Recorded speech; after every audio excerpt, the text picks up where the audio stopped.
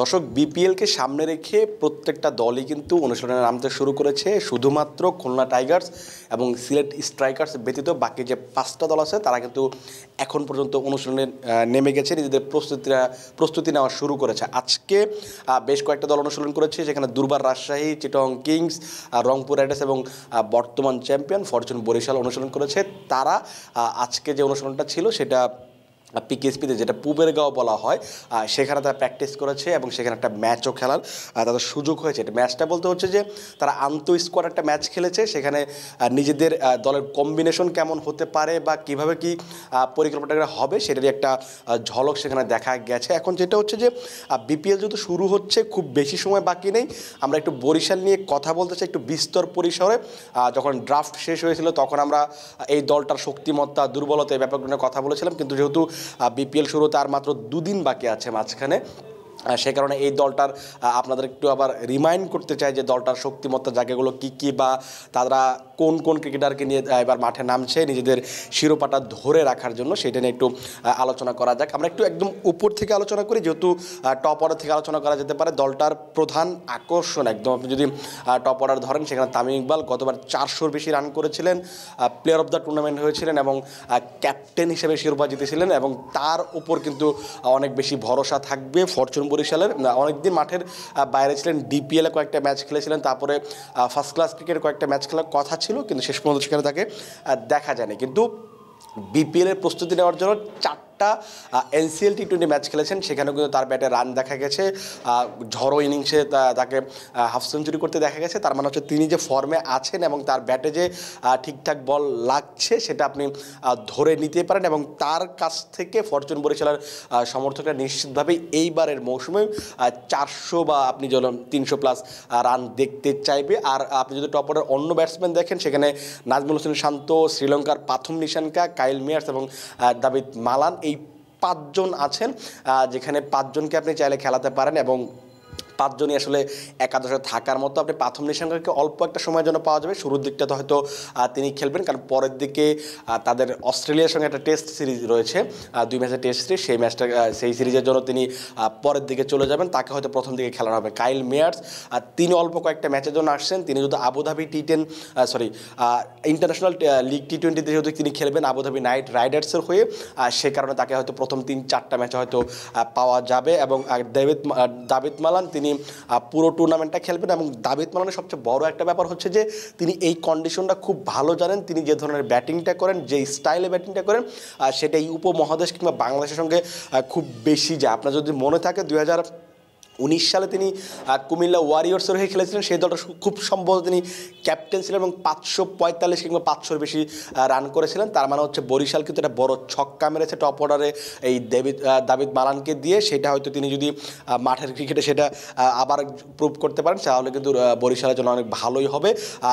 এই হচ্ছে টপ অর্ডারের 5 জন। সেখান থেকে আপনি হয়তো তামিম ইকবালকে তো অবশ্যই ওপেনিংয়ে দেখবেন, সেখানে কাইল মেয়ার্সকে সাথে দেখা যাবে নাকি প্রাথম নিশাঙ্কাকে দেখা যাবে সেটা এখন পর্যন্ত আসলে নিশ্চিত না। তারপর হয়তো আপনি 3 নম্বরে দাভিদ মালানকে দেখবেন, আর নাজমুল হোসেন শান্ত হয়তো 4 নম্বরে দেখা যেতে পারে। এটা আমরা আসলে ধারণা করছি এমন হতে পারে। আপনি যদি টপ অর্ডার রেখে একটু মিডল অর্ডারের দিকে তাকান, মিডল অর্ডারে কিন্তু বেশ কিছু বড় নাম আছে। আপনি একেবারে শুরুতেই বলতে পারেন তাহিদ হৃদয়ের কথা। সিলেট স্ট্রাইকার্সের হয়ে তিনি যখন 400-র বেশি রান করেছিলেন, তার পরের বার তিনি কুমিল্লার হয়ে খেলেছিলেন, সেই সিজনটাতে তিনি কিন্তু মানে যে লাস্ট যে সিজনটা, সেখানেও কিন্তু তিনি দুর্দান্ত ব্যাটিং করেছিলেন, সেঞ্চুরি পেয়েছিলেন, ছক্কার একদম বৃষ্টি যেটাকে বলা হয় সেটা তিনি করে দেখিয়েছেন। এবং তারপর যখন কুমিল্লা এই বিপিএলে যদি নেই, তাকে সরাসরি চুক্তিতে তামিম ইকবালের ফরচুন বরিশাল দলে নিয়েছে, এবং তিনি খুব সম্ভবত এই দলটার এক্সফেক্টর হতে যাচ্ছেন এই টুর্নামেন্টে। কারণ তিনি যদি 400-র বেশি রান করেন, উপর থেকে যদি তামিম ইকবাল 400-র মতো রান করেন, তাহলে কিন্তু ফরচুন বরিশালের ব্যাটিংয়ের যে কাজটা সেটা কিন্তু মোটামুটি হয়ে যাবে। আপনি বিদেশিদের ওপর ভরসা না করলেও আপনার চলবে। আপনি যদি হৃদয়ের সঙ্গে অন্যদের দেখেন, সেখানে অভিজ্ঞ মুশফিকুর রহিম আছেন। তিনি যে বেশিরভাগ টুর্নামেন্টে দেখবেন যে মুশফিকুর রহিম 300-র বেশি রান করবে, এটা মোটামুটি অবধারিত, এটা ব্যাপারগুলো থাকবে। আর যখন ক্রুশিয়াল ম্যাচ থাকবে তখন অবশ্যই মুশফিকের যে অভিজ্ঞতা সেটা আপনাকে নিশ্চিতভাবে কাজে দেবে। বাংলাদেশের আরও একজন আছেন, তিনি হচ্ছেন মাহমুদুল্লাহ রিয়াদ। তার কথা আর কি নতুন করে কী বলবো, কারণ তিনি সাম্প্রতিক সময় কিন্তু আপনি যদি ওয়ানডে সিরিজটা দেখেন ওয়েস্ট ইন্ডিজের পক্ষে, সেখানে কিন্তু দারুণ ব্যাটিং করেছেন, ছন্দে আছেন। তার আগে আপনি যদি আফগানিস্তানে ওয়ানডে সিরিজটা দেখেন সেখানেও কিন্তু তিনি রান করেছেন, যদিও তিনি টি-20 থেকে অবসর নিয়েছেন, কিন্তু তারপরও যদি বাংলাদেশের প্রিমিয়ার লিগ, বাংলাদেশের খেলা, অবশ্যই তিনি সেই ফর্মটা নিশ্চিতভাবেই ধারাবাহিকভাবে রেখে দিতে চাইবেন। তার সঙ্গে আপনি বিদেশি যদি চিন্তা করেন যে মিডল অর্ডার এবং লেট মিডল অর্ডারে যদি আপনি চিন্তা করেন, লেট লোয়ার অর্ডার যদি আপনি চিন্তা করেন, সেখানে আপনি মোহাম্মদ নবীর মধ্যে একজনকে পাবেন যিনি ডানহাতে অফ স্পিনটা করতে পারেন, সঙ্গে হচ্ছে ব্যাটিংটা করতে পারেন, এবং বিপিএলে কিন্তু তার একটা বেশ নাম ডাক আছে। তিনি যখনই বিপিএলে খেলতে এসেছেন, রান করেছেন, তার ওই যে ইম্প্যাক্টটা রাখার যে ব্যাপারটা অলরাউন্ডার হিসেবে, সেটা কিন্তু তিনি সবসময় রেখে গেছেন।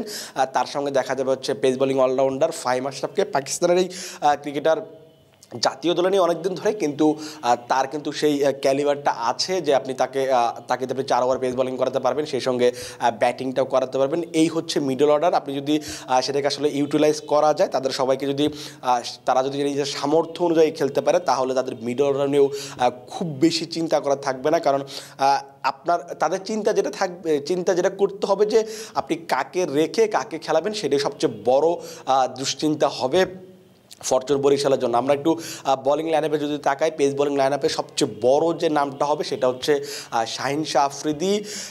5 ম্যাচের জন্য তিনি এসেছেন, 15 জানুয়ারি পর্যন্ত ফরচুন বরিশাল তাকে পাবে। যতটুকু খোঁজ নিয়ে জানা গেছে, প্রায় 2 কোটি টাকার মতো তিনি নিচ্ছেন এই 5টা ম্যাচের জন্য।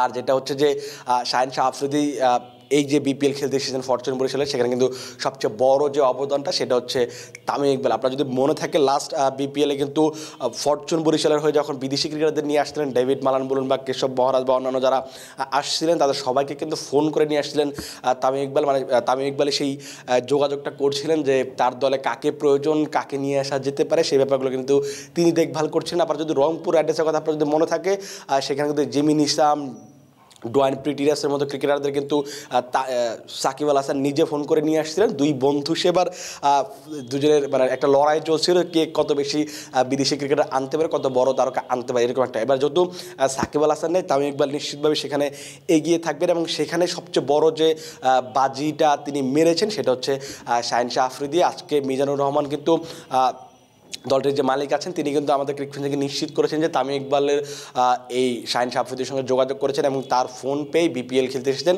এবং সাউথ আফ্রিকার সিরিজে শাহিন শাহ আফ্রিদিকে পাকিস্তান পাচ্ছে না, সেটা নিয়ে কিন্তু অনেক বেশি সমালোচনা হচ্ছে। আমরা একটু শাহিন শাহ আফ্রিদি বাদে বাকি পেসারদের যদি আপনি চিন্তা করেন, সেখানে দেশিদের একটু আমরা আলোচনা করি। সেখানে দেশি যে 3 জন পেসার আছেন, ইবাদত হোসেন, রিপন মন্ডল এবং শহীদুল ইসলাম গত মৌসুমে চট্টগ্রাম চ্যালেঞ্জার্সের হয়ে বেশ কয়েকটা ভালো ম্যাচ খেলেছিলেন, তার অভিজ্ঞতা আছে। লাস্ট এনসিএলও তিনি মোটামুটি ভালো করেছেন। 2-1টা ম্যাচে হয়তো তিনি একটু বেশি রান খরচেছিলেন, কিন্তু বাংলাদেশের প্রেক্ষাপটে আপনি হয়তো তাকে কয়েকটা ম্যাচ খেলাতেই চাইবেন। আর সেই সঙ্গে ইয়াংস্টার রিপন মন্ডল কয়েকদিন আগে ওয়েস্ট ইন্ডিজ সিরিজে তিনি ডাক পেয়েছিলেন বাংলাদেশের টি-20 দলে। সেই সঙ্গে তিনি এইচপি বা বাংলাদেশ টাইগার্সের হয়ে বা এই দলের যখনই খেলেছেন, সেখানে কিন্তু তিনি পারফর্ম করেছেন। আপনার যদি মনে থাকে লাস্ট ইমার্জিং এশিয়া কাপে কিন্তু আমরা তার বোলিং কিন্তু সেই পারফরমেন্সটা আশানুরূপ পারফরমেন্স পেয়েছিলাম, এবং তারপরে কিন্তু তিনি জাতীয় দলে ডাক পেয়েছিলেন। তার সঙ্গে থাকবেন অভিজ্ঞ ইবাদত হোসেন, অনেক দিন ইঞ্জুরিতে ছিলেন, ইঞ্জুরিতে কাটিয়ে তিনি ফিরেছেন। এনসিএল মানে প্রথম শ্রেণীর যে ক্রিকেটটা সেটাতে তিনি ফিরেছেন, সেখানে কয়েকটা ম্যাচ খেলেছেন। তারপরে এসিএল টি-20তে খেলেছেন, সেখানেও তিনি খুব ভালো বোলিং করেছেন। তিনি নিশ্চিতভাবে সেই মিডল অর্ডারে যে ব্রেক থ্রোটা দরকার পড়বে তামিম ইকবালের জন্য বা ফরচুন বরিশালের জন্য, সেখানে তিনি অনেক বড় একটা ওয়েপেন হবেন বা অস্ত্র হবেন বলে আপনি ধারণা করতে পারেন। আপনি যদি বিদেশি পেসারে দেখেন, আপনি কাইল মেয়ার্সকে সবার আগে রাখতে পারেন। কাইল মেয়ার্স যে 3-4টা ম্যাচ খেলবে, সেখানে আপনি নিশ্চিতভাবে শাহিন শাহ আফ্রিদির সঙ্গে কাইল মেয়ার্সকেই ওপেনিং আপনি বলটা করতে দেখবেন। তার সঙ্গে আপনি যদি ফাহিম আশরাফকে খেলান, সেখানে আপনি ফাহিম আশরাফের কাছ থেকে 4 ওভার বোলিং পাবেন। আলী মোহাম্মদ বর্তমানে পাকিস্তানের টেস্ট দলের নিয়মিত সদস্য, তিনি পিএসএলও খুব ভালো খেলেছেন, পারফর্ম করেছেন, তারপরে কিন্তু জাতীয় দলে ডাক পেয়েছেন, তিনি থাকবেন। তার সঙ্গে জেমস ফুলার গতবার 3টা ম্যাচ সম্ভবত খেলতে এসেছিলেন ইংল্যান্ডের এই পেসার, তিনি এবার পুরো মৌসুমটা খেলার কথা আছে যতটুকু জানা গেছে। ইমরান জুনিয়র আছেন, তার সঙ্গে থাকবেন হচ্ছে খান জাহান্দাত। এই মুহূর্তে পাকিস্তানের 3 মানে আপনি যদি ওয়ান ডে টি-20 চিন্তা করেন, সেখানে দুই ফর্মেটে কিন্তু নিয়মিত পেসার হয়ে গেছেন খান জাহান্দাত। পেস ইউনিট আপনি প্রায় 7-8 জন 8-9 জন পেসার আছেন যারা কিনা আপনাকে একাই ম্যাচটা জিতিয়ে দিতে পারে, সেটা কিন্তু অনেক বেশি ফরচুন বরিশালের ডেপথটা বাড়িয়ে দেবে। আপনি যদি স্পিনে দেখেন সেখানেও কিন্তু বেশ কয়েকটা অপশন আছে। সবচেয়ে বড় যে দুটো অপশন সেটা হচ্ছে যে তানভীর ইসলাম কুমিল্লা ভিক্টোরিয়ান্সে লাস্ট কয়েকটা মৌসুম তিনি যেভাবে খেলেছেন, যেভাবে বল করেছেন, বিপিএলে তার নিয়মিত 10 উইকেট 15 উইকেট আপনি পাবে, এটা আপনি ধরে রাখতে পারেন। এবং তার ইকোনমিক্যাল বোলিংটা সবচেয়ে বড় ব্যাপার। তার সঙ্গে বর্তমানে বাংলাদেশের নতুন সেনসেশন রিশাদ হোসেন আছেন লেগ স্পিনার, আর তার সঙ্গে আপনি পাবেন হচ্ছে অভিজ্ঞ তাইজুল ইসলাম। গতবারও তিনি ফরচুন বরিশালে খেলেছিলেন, 5টা বা 6টা ম্যাচ খেলেছিলেন, 4টা বা 5টা উইকেট নিয়েছিলেন, কিন্তু তিনি খুবই ইকোনমিক্যাল বোলিং করেছেন। তার সঙ্গে অফ স্পিনার, টেস্টের নিয়মিত অফ স্পিনার নিয়মিত বলা যেতে পারে, সেটা তিনি হচ্ছেন নাইম হাসান। তার সঙ্গে থাকবেন হচ্ছেন বিদেশি মোহাম্মদ নবী। এই 5 জন স্পিনার, তাদের কিন্তু স্পিন ডিপার্টমেন্টটাও খুবই শক্তিশালী। এই হচ্ছে ফরচুন বরিশালের দল, এবং এই দলটা যে তারকা বহুল যে দলটা, সেখানে সবচেয়ে বড় যে চ্যালেঞ্জটা হবে যে আপনি এতগুলো তারকাকে কীভাবে ম্যানেজ করবেন, কিংবা আপনি কাকে রেখে কাকে খেলাবেন, একটা দলের কম্বিনেশন ম্যানেজ করা, সেটাই হবে সবচেয়ে বড় চ্যালেঞ্জ। আমার কাছে মনে হয় এইবারও হয়তো ফরচুন বরিশাল এখনকার চ্যাম্পিয়ন, তারা হয়তো যদি তাদের যে টিম আছে সেটা অনুযায়ী তারা যদি খেলতে পারে, এবারও নিশ্চিতভাবে তারা চ্যাম্পিয়ন হতে পারে বা হবে, এটা বলা যেতে পারে। কারণ আপনি যদি ফরচুন বরিশালের সঙ্গে অন্য দলগুলো একটু মিলিয়ে দেখেন, সেখানে আপনি দেখবেন অন্য দলগুলো হচ্ছে যোজন এগিয়ে। এখানে আপনি চাইলে এই যে কজন ক্রিকেটার তারা দলে নিয়েছেন, সেখানে দুটো দল নিশ্চিতভাবে আপনি চাইলে দুটো দল বানাতে পারবেন, এবং তারা প্রত্যেকটা দলে জেতার সামর্থ্য রাখবে বলে আমার কাছে মনে হচ্ছে। এই হচ্ছে বরিশাল নিয়ে আমার যতটুকু ধারণা ছিল বা কথা বলার ছিল সেটা আমরা বললাম। আমরা নেক্সট যে থাকবে আগামী 2-3 দিন হয়তো আমরা চেষ্টা করবো অন্যান্য দল নিয়েও আপনাদেরকে টুকটাক একটু আলোচনা করার জন্য, যে দলগুলো কেমন হয়েছে শেষ মুহূর্তে এসে তারা প্রত্যেকটা দলে যেহেতু 2-3 জন করে ক্রিকেটার দলে নিয়েছে, সেটার পরে তাদের দলের শক্তিমত্তা কেমন হলো, তারপরও দুর্বলতা কতটুকু থাকলো সেটা নিয়ে আলোচনা করা যেতে পারে। আপাতত আপনারা ভালো থাকুন, সুস্থ থাকুন এবং ক্রিকফ্রেঞ্জির সঙ্গে থাকুন।